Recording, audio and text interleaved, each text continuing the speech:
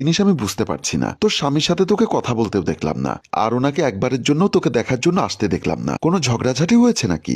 আমার সন্দেহ হচ্ছে তোর উপর। না ভাইয়া, কোনো ঝগড়াঝাটি হয়নি, তবে একটু প্রবলেমের মধ্যে আছি, তাই ওর কাছ থেকে এখানে চলে এসেছি। প্রবলেমের মধ্যে আছিস মানে? আমি তো তোর কোনো কথা বুঝতে পারছি না। কিসের প্রবলেমে আছিস? ভাইয়া, আমি কিসের প্রবলেমে আছি তাহলে শোন।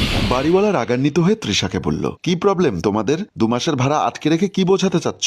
নাকি 2-4টা মন্দ কথা বলছি না তাই গায়ে লাগছে না? তৃষা হাত জোর করে বলল, আঙ্কেল, আমার চাকরিটা চলে গেছে, তাই উনি অনেকদিন যাবৎ বাসায় বসে বসে খাচ্ছে। বিভিন্ন দিকে গেছে, কিন্তু চাকরির সন্ধান পায়নি। এসব আমাকে বোঝালে হবে না। আগামীকালকের মধ্যে যদি বাসা ভাড়া দিতে না পারো, তাহলে তোমাদের জিনিসপত্র আটকে রেখে তোমাদেরকে বের করে দিব। কথাটা তোমার স্বামীকে বলে দিও। তৃষা বলল, আঙ্কেল, আমার দিকে তাকিয়ে কয়েকটা দিন সময় দিন।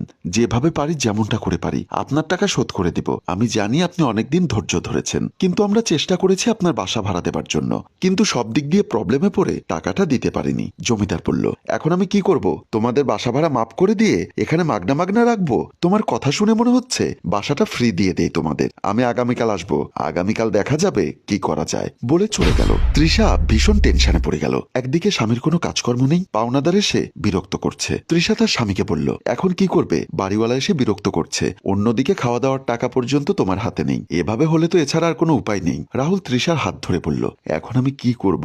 যতদিন চাকরি ছিল ততদিন সুন্দরভাবে চলেছিলাম, কিন্তু এখন বিপদে পড়ে সব দিকে আলোর সুইচ অফ হয়ে গেল। যেদিকেই যাই সেদিকেই অন্ধকার। এখন তো আমি আর তুমি গিয়ে তোমার ভাইয়ের বাসাতেও থাকতে পারবো না। কদিন থাকবো? যে কোনো একদিন তো আমাদের মতো করে চলতে হবে। তৃষা বলল, আমি এই বিপদের মধ্যে তোমার একটা উপকার করতে পারি। রাহুল খুশি হয়ে বলল, তুমি আবার কি উপকার করবে? আমি আমার ভাইয়ের বাসায় চলে যাব, তুমি আস্তে আস্তে সবকিছু পরিশোধ করে ফেলো, অন্তত আমার খরচটা তোমার কাছে বেঁচে যাবে। এছাড়া আমি আর কিছুই দেখছি না। রাহুল বলল, তোমার ভাইয়া তোমাকে কদিন রাখবে? একদিন না একদিন আসল ঘটনা জেনে যাবে। জানলে জানুক, তুমি অন্তত বাসা ভাড়াটা পরিশোধ করে ফেলো। আমি রেডি হয়ে সকালে চলে যাব। ঠিক আছে, আর কি করার? তবে তোমার জন্য আমার খুব কষ্ট হবে, কষ্ট হলেও মেনে নিতে হবে, বলে স্বামীকে সান্ত্বনা দিতে লাগলো। তৃষা, তোরা এত কষ্টের মধ্যে আছিস, আমাকে জানাসনি কেন? তাছাড়া তোর স্বামী তো তোকে বিয়ে করে জুয়া বা খারাপ কিছু করেনি। সে তো চেয়েছিল তোকে নিয়ে সুন্দরভাবে সংসার করার জন্য, কিন্তু ভাগ্য খারাপ, চাকরি চলে গেছে, কোনো কাজকর্ম নেই, বেকার হয়ে গেল, আর সব দিক দিয়ে টেনশনে পড়ে গেল। কথাটা আমাকে বললে অন্তত আমি কিছুটা করতে পারতাম। মনে মনে কষ্ট রেখে দিলে তাহলে তো সলভ করা যাবে না।